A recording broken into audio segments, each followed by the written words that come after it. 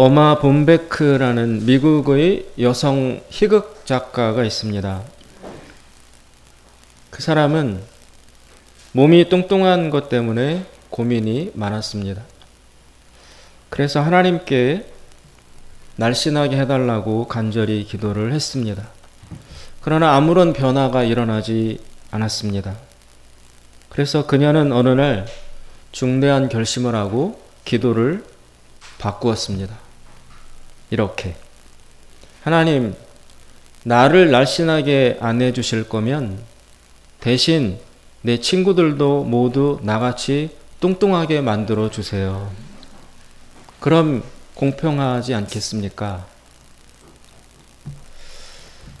우리에게는 자기 중심성이라는 마음의 경향이 있습니다. 세상이 나를 중심으로 돌아가야 한다고 생각하는 바로 그 마음이 우리를 미성숙하게 만들고 있습니다. 이런 자기 자신에게 집중하는 그런 경향, 이것이 다스려져야 자유로워집니다. 이것이 부드러워져야 하나님이 나에게 일하실 수 있습니다. 오늘 본문에 나오는 엘리야는 사명을 잃어버렸습니다. 자신의 모든 것을 던져서 바알 선지자들과 대결을 벌였는데, 그런데 아무 결과가 없었습니다. 하늘에서 불이 내려오고 450명을 칼로 처단하고 또 다시 기도하여 무려 3년 반 동안이나 이스라엘에 내리지 않던 비를 다시 내리게 만들고, 이런 엄청난 일을 엘리야가 해내고 보였는데, 그런데도 백성들은 하나님께로 돌아오지 않았고 이세벨과 아합도 포기를 하지 않았습니다. 끄떡도 하지 않았습니다. 오히려 엘리야를 죽여버리겠다고, 24시간 안에 너를 죽이지 않으면 내 손에 장을 지지겠다. 손가락에 장 지지는 게 뭔가요, 여러분? 손가락에 불을 붙여서 태운다는 거예요. 그렇게 이를 갈면서 이세벨이 엘리야를 기세등등해서 쫓아오고 있습니다. 엘리야는 너무 허무했습니다. 그래서 그는 우울증에 걸렸습니다. 그리고는 이제 엘리야는 계속 누워서 잠만 잡니다.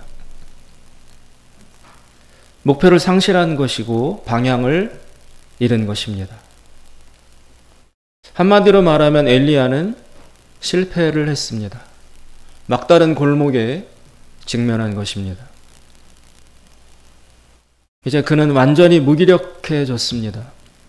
뭘 어디서부터 어떻게 끌어가야 하는지 도무지 감이 잡히지 않았습니다. 그래서 그는 하나님께 나와서 나를 죽여달라고, 차라리 나를 데려가 달라고 절규합니다. 살아야 될 이유와 의미를 찾지 못하고 있는 것입니다. 그런 엘리야에게 하나님이 찾아오십니다. 그리고는 그에게 새로운 사명을 주십니다.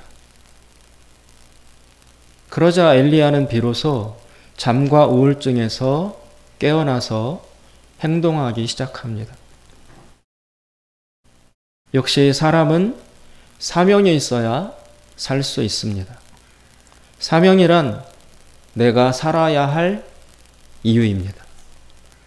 이 살아야 할 이유가 있는 사람은 자유를 누리게 됩니다.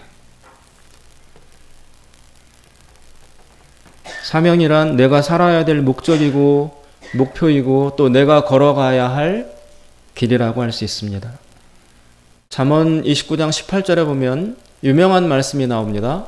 묵시가 없으면 백성이 방자해진다. 이때 묵시는 영어로 비전입니다. 또 다른 말로 리빌레이션, 계시라고 번역할 수 있습니다. 비전이 없으면, 나아가야 될 목표와 꿈이 없으면, 하나님으로부터 오는 사명이 없으면 그 사람은 반드시 게을러지고 나태해지고 방자해진다는 것입니다. 따라서 인간은 본능으로만 사는 것이 아니라 의미로 사는 존재라는 것을 다시 한번 확인할 수 있습니다. 하나님에게서 오는 사명이 없으면 게을러지고 무능해지는 것이고, 사명이 있으면 어려운 조건 속에서도 꿈틀거리고 움직이게 된다는 것입니다. 그런데 지금 하나님이 엘리야에게 새로 부여하신 사명이 완전 뜻밖의 것입니다. 오늘 18절에 보시면 하나님이 이렇게 말씀하십니다. 19장 18절에 보시면, 그러나 내가 이스라엘 가운데 7천년을 남기리니 다 무릎을 바알에게 꿇지 아니하고 그 입을 바알에게 맞추지 아니한 자니라. 즉 바알에게 무릎 꿇지 않은 7천 명을 하나님이 남겨놓으셨다는 이야기입니다. 지금 엘리야가 다 죽고 나 하나만 남았습니다. 하나님. 그런데 나마저도 이세벨이 죽이려고 달려들고 있습니다. 하나님 무엇하고 계십니까? 이렇게 호소하고 있는데 하나님이 오셔서 하시는 말씀은 그렇지 않다. 너가 몰라서 그렇지. 너 말고도 바알에게 무릎 꿇지 않은 7천 명이 남아있다. 라고 사실을 가르쳐 주십니다. 그런데 저는 오늘 이 말씀을 다르게 해석하고 싶습니다. 하나님이 이스라엘 안에 바알에게 굴복하지 않은 7천 명을 현재 남겨놓으셨다는 그런 결과에 대한 통보가 아니라 바로 엘리야에게 너가 앞으로 이스라엘 안에 바알에게 무릎 꿇지 않는 7천 명을 너가 남겨놓으라 는 명령형, 미래형으로 읽고 싶은 것입니다. 하나님은 이 사명을 엘리야에게 던져주셨습니다. 엘리야야, 내가 이제부터 다시 열심히 일하고 충성해서 바알에게 굴복하지 않은 하나님의 사람 7천 명을 너가 만들어내라. 그것이 너가 할 일이다. 이렇게 말씀하셨다는 것입니다. 여기 18절에 나오는 7천 명을 남기리니 에서의 그 남기리니라는 동사는 의미로 볼 때 미래적 사건입니다. 이미 남겨놓았다가 아니라 지금 완료된 일이 아니라 오히려 엘리야 너가 앞으로 해 나가야 할 사명에 가깝다는 것입니다. 이것은 획기적인 전환입니다. 또 오늘의 이 말씀은 신약에서의 또 다른 한 장면을 연상케 합니다. 예수님을 부인하고 완전 절망한 베드로가 바닷가에서 낙향하여 고기를 잡고 있을 때 예수님이 찾아오셔서 그에게 말씀하십니다. 베드로야, 내 양을 먹이라. 베드로의 입장에서 이 얼마나 뜬금없는 명령입니까? 자신은 실패자인데, 자신은 배신자인데, 배반자인데, 그런데 주님이 오셔서 다른 사람도 아닌 바로 자신에게 새 시대를 열어가는 새로운 사명을 부여하신다니 이 얼마나 놀랄 일입니까? 어쨌든 베드로는 그 사명을 붙들고 새 출발을 합니다. 그래서 새로운 초대교회의 시대를 가장 앞장서서 열어가게 됩니다. 엘리야 역시 스스로는 한 번도 생각해보지 못했던 완전히 새로운 사명을 지금 받고 있습니다. 이 바알에게 물들지 않은 7천 명을 남기라는 명령은 이스라엘 역사와 특히 구속사에 있어서 아주 중요한 전환점을 가져옵니다. 이 명령이 무엇을 뜻하냐 하면 하나님께서 이제 구속사, 구원 역사에 있어서 중대한 진로 변경을 하신다는 뜻입니다. 하나님은 지금까지 이스라엘의 국가 전체를 하나님의 백성으로 삼아 오셨습니다.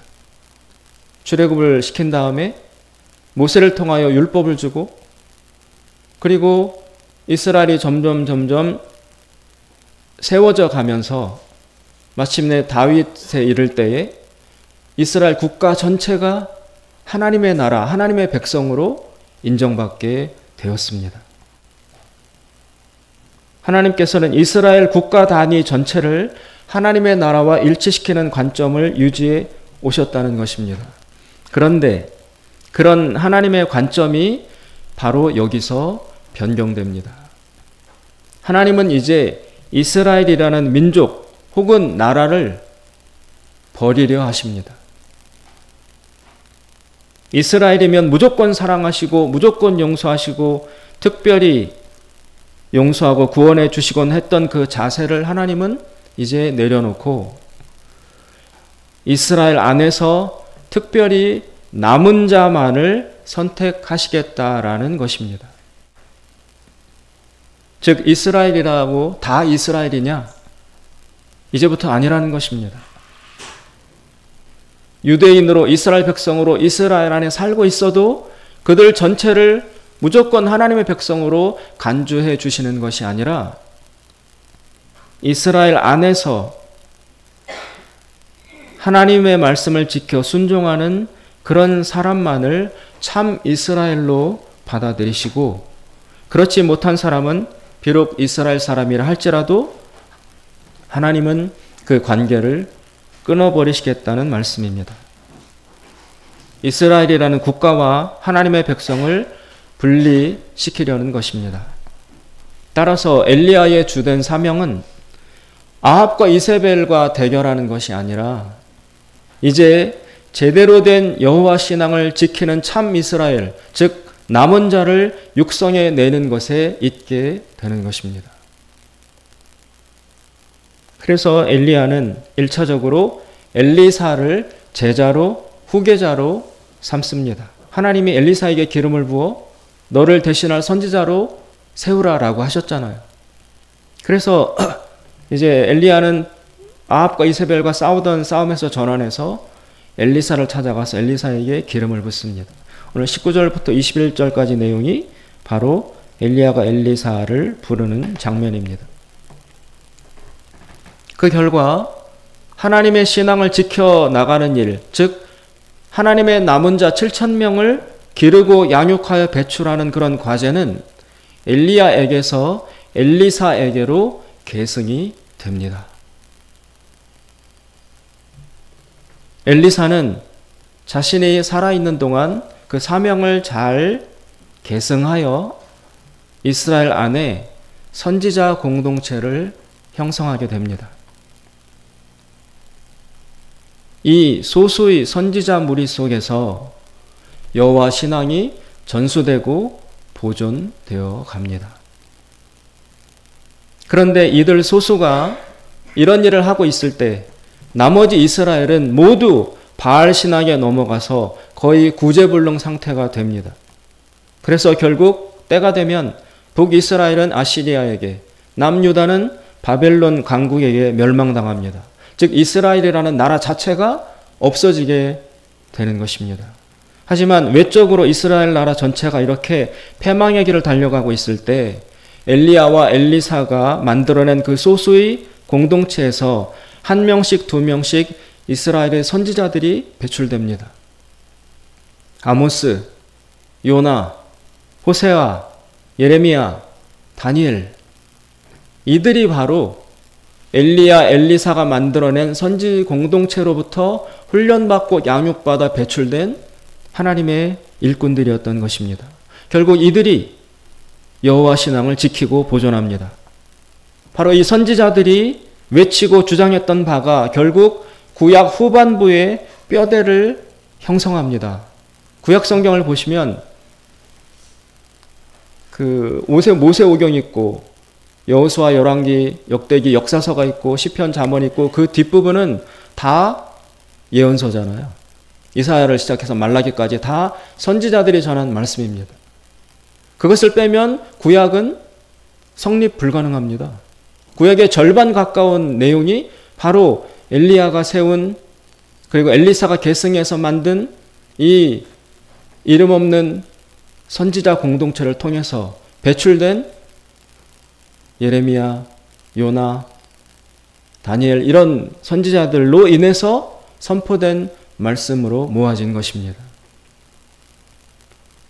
이 믿음이 신구약 중간기를 거쳐서 신약에까지 이어지게 되고 예수님께서는 바로 이 선지자들, 예언자들의 메시지를 계승해서 그 속에서 자신의 정체성을 형성하고 자신이 해나가야 될 그리스도로서의 사역을 그 선지자의 말씀을 통해서 형성하고 확인하고 빚어가게 되는 것입니다.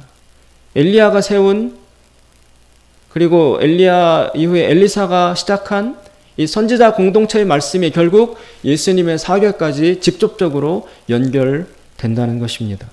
만약 이 선지자 그룹이 없었다면 여호와 신앙은 벌써 자취를 감추고 완전히 바알주의에 오염된 거짓 가르침만이 후대에 알려졌을 것입니다. 따라서 오늘 지금 이 엘리야가 부여받은 사명은 그 자신이 지금까지 자신의 사명이라고 생각해 왔던 일, 즉 바알과 싸우고 아합과 이세벨하고 대결하는 일, 그것을 훨씬 넘어서는 일입니다. 그런데 그런 중대한 사명을 생각해 볼 때 엘리야에게는 심각한 문제가 있습니다. 엘리야는 사람을 좋아하지 않아요. 엘리야는 분노가 가득합니다. 그는 먼저 심판하고 싶어 합니다. 그는 무엇보다 굴복시키기를 원합니다. 힘으로, 실력으로, 정의로. 이스라엘의 모든 불의한 세력들, 바알에게 결탁한 저 하나님을 떠난 무리들을 심판하고 싶어 해요. 그러고 싶은 열망으로 엘리야는 불타오르고 있습니다. 그러나 그것으로는 한 사람도 굴복시키지 못합니다. 벽돌 한 장 쌓지 못합니다. 이미 자신의 능력으로 하늘에서 불이 떨어지게 하고 갈멜산에서 바알에게 물들어 있는 이스라엘 백성들을 향하여 하나님 앞에서 똑바로 살라고 호통을 쳤건만 결과적으로 단 한 명도 회개하고 하나님께 돌아오는 역사를 일으키지 못했습니다. 엘리야의 계획은 하나님의 능력을 보임으로써 아합을 굴복시켜서 바알주의를 붕괴시키고 그것의 결과로서 이스라엘 백성의 집단적인 회개와 갱신 및 부흥을 가져오리라 라는 것이었었는데 그것이 완전히 와해되었습니다. 그러면 엘리야는 이제 어떻게 해야 하는가? 먼저 사람을 사랑해야 합니다. 애정을 줄 알아야 합니다. 오직 사랑만이 길을 만들 수 있다는 것을 배워야 하는 것입니다. 긍정하지 못하고 부정만 하고 있으면 어떤 문도 열리지 않는다는 사실을 엘리야는 깨달아야 했던 것입니다. 그러나 엘리야는 현재 그런 상태에 있지 못합니다. 장신대 상담심리학과에서 가르치시는 이재현 교수라는 분이 엘리야의 심리를 분석해서 말씀하셨는데 엘리야는 전형적인 개인주의자라는 거예요. 에고이스트. 아합을 찾아갈 때도 혼자 가고 갈멜산에서 바알의 종들과 대결할 때도 저쪽은 450명이 모이는데 엘리야는 혼자 대결하고 그리고 실패해서 칩거할 때도 늘 혼자 있었습니다. 자기를 따라오던 종도 오지 말라고 하고 자기 혼자 광야로 들어가서 로뎀 나무 밑에서 잠이 듭니다. 엘리야는 사람을 좋아하지 않습니다. 그는 오늘날의 은둔형 외톨이에 가깝습니다. 마음에 분노가 있고 미움과 정죄와 비판이 가득합니다. 그는 세상을 향하여 인간들을 향하여 화가 나 있습니다. 서운하고 섭섭하고 원통한 마음으로 꽉 차 있습니다. 그래서 그는 사람을 가까이 두려 하지 않아요. 지금 하나님이 엘리사를 너희의 제자로 삼아서 가르치라는 새로운 명령을 주셔서 엘리사를 찾아갔는데도 그는 엘리사에게 퉁명스럽고 불친절하게 대합니다. 마음을 주지 않습니다. 오늘 19절에서 20절까지의 말씀을 보면 엘리야가 엘리사를 부르는 장면이에요. 그런데 엘리사가 즉시 자기를 따르지 않는 것이 엘리야는 마음에 들지 않고 괘씸해서 엘리야는 엘리사에게 그렇게 할 거면 당장 그만두고 돌아가라고 내뱉습니다. 20절에 보시면 엘리사가 말합니다. 저가 소를 버리고 엘리야에게로 달려가서 이르되 청컨대 나로 내 부모와 입맞추게 하소서. 그리한 후에 내가 당신을 따르리이다 라고 말하니까 엘리야가 대답합니다. 엘리야가 저에게 이르되 돌아가라. 내가 너에게 어떻게 했는데 즉시 내 말을 따르지 않고 부모와 이별하겠다고 하느냐? 그럴 거면 필요 없다. 가라.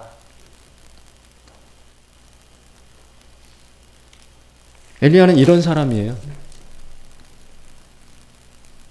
또 열왕기와 1장에 보면 당시의 왕이 엘리야에게 사람을 보내서 만나자고 합니다.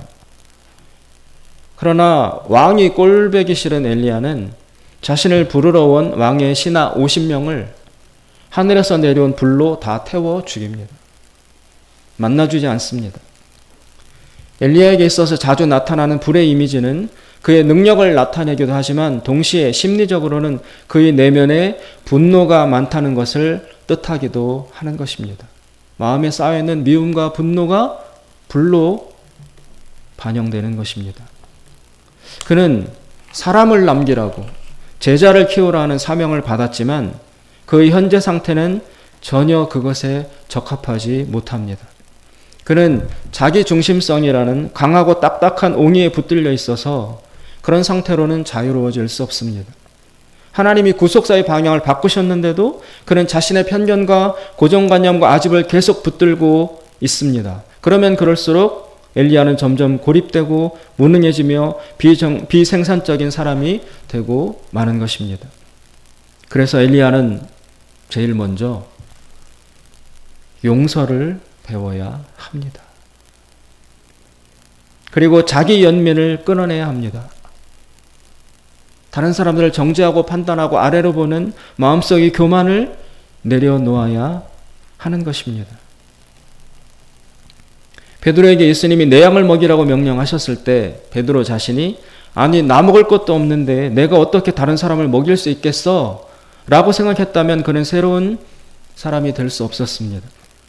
또 내가 제일 불쌍한 사람인데 내가 제일 가난한 사람인데 어떻게 무슨 수로 양을 먹이겠는가? 라는 생각에 굴복했더라면 베드로는 새 삶을 살기 어려웠을 것입니다. 지난 2019년에 저는 저의 인생에서 가장 어려운 시기를 보냈습니다. 우리 봉천교회에서 10년 앞이 보이지 않고 희망도 없었지만 그래도 잘 견뎌 오다가 그 2019년에 저에게 큰 충격을 가져다 주는 일이 일어났었습니다. 우리 교회 성도님들 다 포함해도 10분 그 언저리에서 늘 머물러 있었습니다. 그리고 다 대부분이 어르신들입니다. 그분들을 모시고 10년 교회를 지켜왔는데 그때 2019년에 한 달 사이에 3분이 돌아가셨어요. 물론 다 연세가 많으신 어르신들이었습니다. 김춘희 집사님, 박태자 성도님, 김희숙 권사님. 교회도 잘 나오시지 못하던 분들이었지만 그러나 이 3분이 한 달 안에 연달아 돌아가시니까 그나마 지켜오던 저의 마음 속에 갑자기 두려움이 몰려왔습니다. 이러다가 우리 교인들 다 앞으로 돌아가실 일밖에 안 남았는데 교회가 텅텅 비게 되지 않을까? 나는 이 교회를 과연 지켜낼 수 있을까? 그리고 그 문제로부터 비롯된 그 다음 생각이 나는 생존이나 가능할까? 여기서 살아남을 수 있을까? 라는 엄청난 공포가 저에게 몰려왔었습니다. 그 이전에도 어려운 일을 많이 겪었지만 그때 2019년 그때 저는 바닥을 쳤습니다. 믿음도 흔들리고 자신도 없고 아픈 막막하고 너무 불안했던 것입니다. 그런데 그렇게 바닥일 때, 가장 밑바닥일 때 공부방을 시작을 했어요. 사실 아무것도 없었습니다. 재정도 없고 함께할 사람도 없고 자신감도 없고 건강도 없고 저는 그때 귀가 안 좋아져서 막 어지럽고 귀에서 소리 들리고 굉장히 힘들었거든요. 그래서 모든 면에서 최악의 상황이었어요. 도저히 제가 남을 품을 수 없는 상황이었습니다. 그런 상태였습니다. 마음의 여유가 하나도 없었습니다. 또 해낼 수 있다는 자신이 전혀 없었습니다. 그렇지만 아이들이 불쌍하고 안타까운 마음을 저버릴 수 없어서 그냥 절벽에서 뛰어내리는 심정으로 공부방을 열고 시작을 했습니다. 저 뒤에 있는 테이블이 그때 공부방을 하기 위해서 산 테이블인데 가구점에 가서 저 테이블을 사겠다고 계약을 했어요. 그래서 며칠 뒤에 그 가구점 사장님이 트럭에다가 저 테이블을 싣고 오셨어요. 그래서 저 자리에 세팅을 했어요. 놓고 가셨어요. 놓고 이제 그분은 가시려고 밖에 나가서 막 시동을 거는데 저 테이블을 이렇게 붙들고 있던 제가 갑자기 자신이 확 사라져서 나 도저히 못하겠다. 그래서 도로 뛰어가가지고 막 출발하시라는 그 가구점 사장님을 붙들고 도로 갖고 가시라고 취소한다고. 그래서 그 사장님이 되게 입이 이만큼 나와가지고 제 테이블을 트럭에 다시 싣고 훅 가셨어요. 나 못하겠다. 공부방 지금 내 상태로는 도저히 못해. 내 주제에 무슨 남을 도와. 돌려보냈어요. 그러고서 다시 고민하고 생각하고 그렇게 엎치락뒤치락 하다가 다시 가서 주문해가지고 다시 갖고 오시라. 그렇게 해서 정말 제가 살 수 있고 무언가를 할 수 있는 그 힘과 가능성이 아주 연약한 실처럼 간드랑간드랑 한오락이 붙들어 있는 그 상태로 그 공부방을 시작을 한 거예요. 힘이 있어서 한 게 아니에요. 형편이 좋아서 한 것이 아니에요. 정말 그만두고 싶지만 할 수 없지만 그냥 안타까운 마음에 저 아이들을 도와야 되겠다는 마음 하나로 그냥 무대뽀로 시작을 한 거였어요.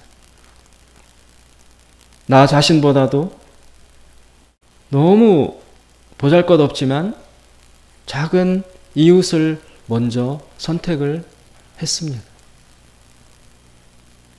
너무나 작지만 사랑과 섬김을 거기에 제가 손을 잡았어요.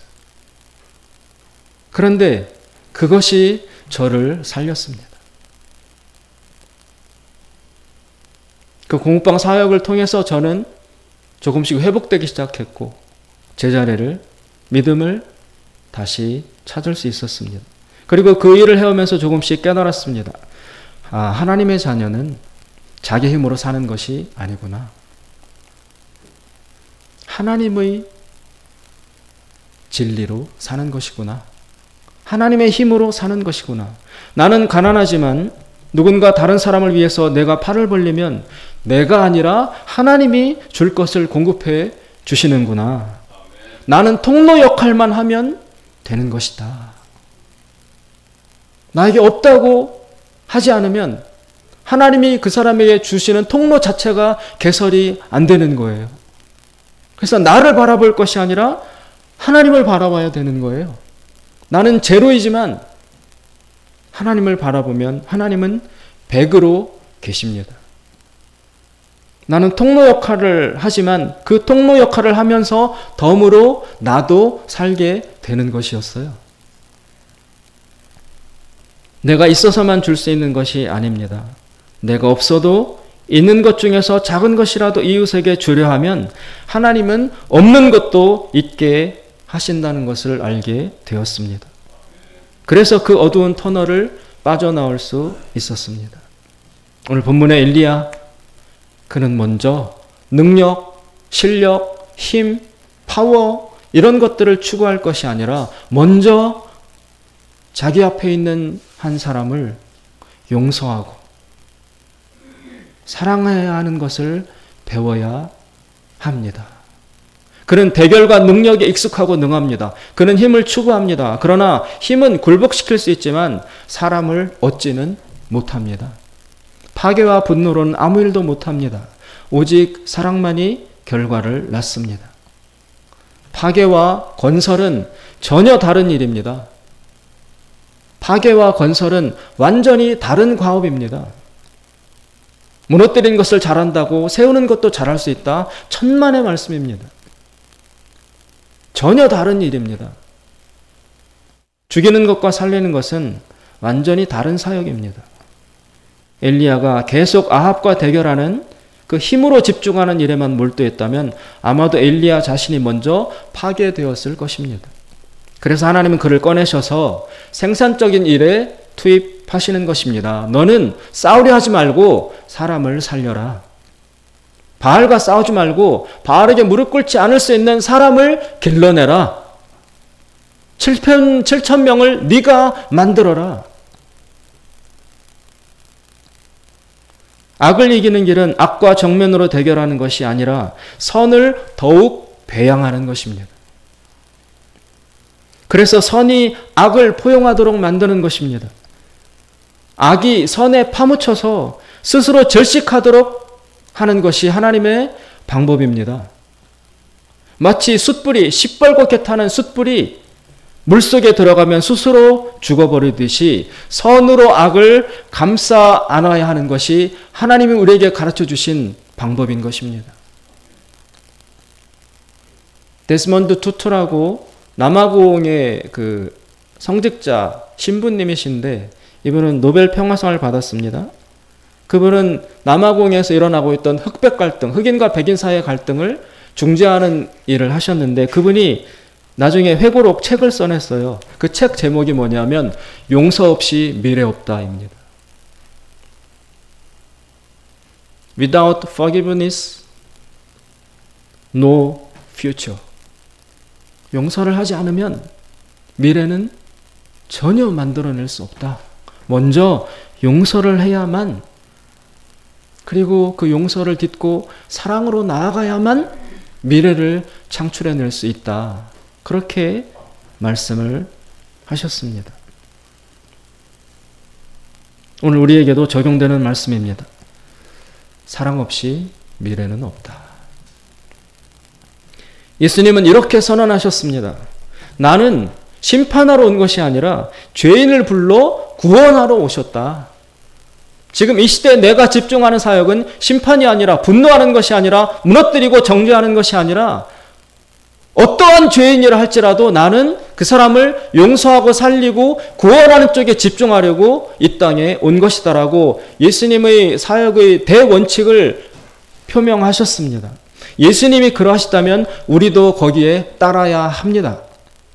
나에게 죄를 지은 죄인이라 할지라도 나에게 해를 끼친 용서할 수 없는 원수라 할지라도 지금은 심판할 때가 아니라 그를 용서할 때인 것입니다.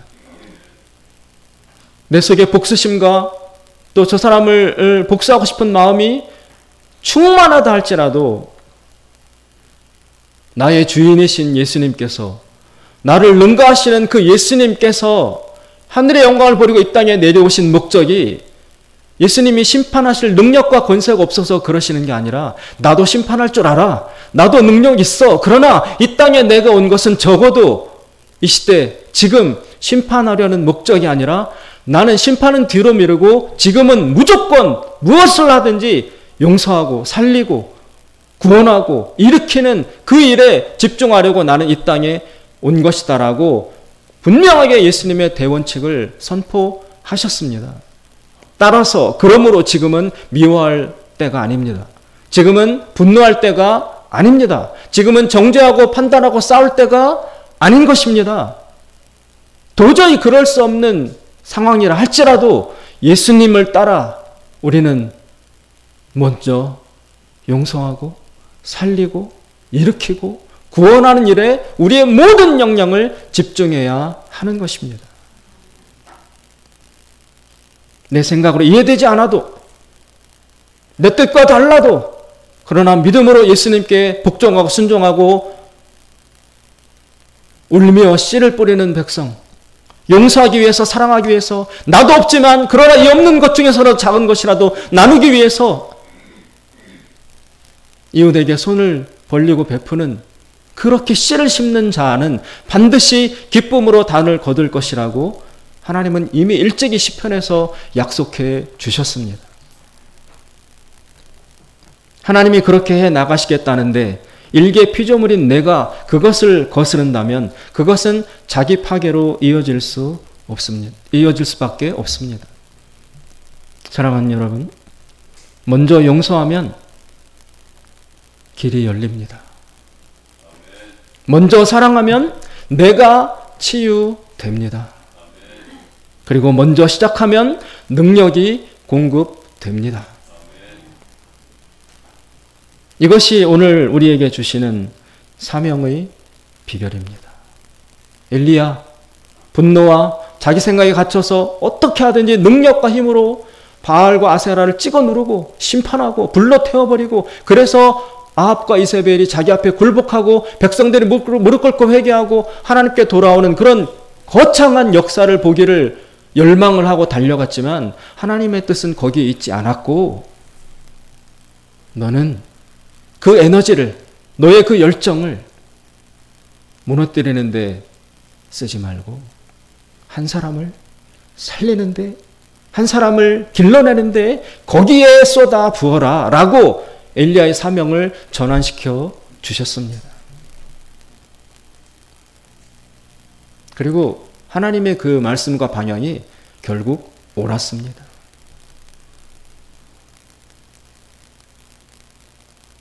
이 시대를 살아가는 우리들에게도 분노할 일이 너무나 많습니다. 원수도 많습니다. 억울함도 많습니다. 나라를 봐도, 정치를 봐도, 주변 환경을 봐도, 사회를 봐도 온통 분노할 일들밖에 보이지 않습니다. 그래서 사람들은 쉽게 유혹에 빠집니다. 보수는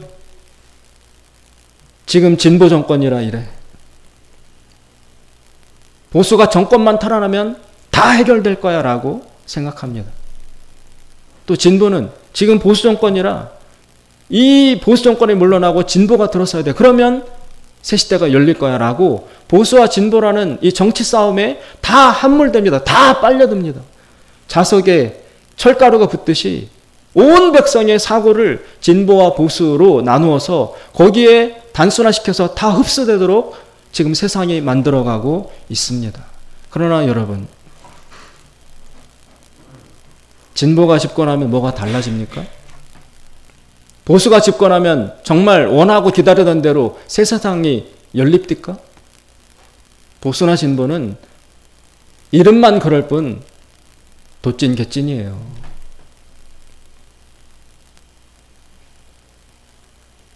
보수 정권이 들어서고, 아니 그것을 무너뜨리고 진보가 정권을 탈환한다고, 이런 일이 일어난다고 해서 나라와 환경과 사회가 완전히 달라지는 일은, 그런 일은 일어나지 않습니다. 속고 있는 것입니다. 그 싸움에.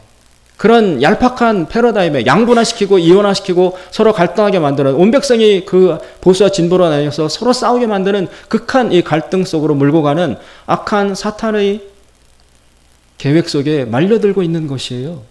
그 싸움에 빠지면 헤어날 길이 없습니다. 그리고 그렇게 싸워봤자 결과는 달라지는 것이 없습니다. 보수나 진보나 큰 차이 없습니다. 중요한 것은 보수이든 진보이든 관련 없이 그 사람이 어떤 사람이냐가 훨씬 더 중요합니다. 우리 교회는, 우리 하나님의 사람들은 정치에 휘말려서 정치의 논법으로 바라볼 것이 아니라 오늘 엘리야에게 하나님이 주신 사명처럼 바알에게 무릎 꿇지 않는 순결한 하나님의 백성을 길러내는 일에 집중해야 합니다. 먼저 그것이 정립이 되면 이 사람이 보수이든 진보이든 아무 상관이 없습니다. 하나님께 바른 신앙으로 무장되고 길러진 사람이면 이 사람이 보수이든 진보이든 그 사람을 통해서 아름다운 하나님의 사랑의 역사는 분명히 나타나게 될 것입니다. 보수 진보를 가르는 것보다 훨씬 근본적인 일이 바로 우리 이 믿음과 신앙으로 기독교의 관점으로 하나님의 사람과 일꾼들을 배출하고 길러내고 정립시키는 그 일에 우리나라의 운명과 사활이 걸려 있는 것입니다.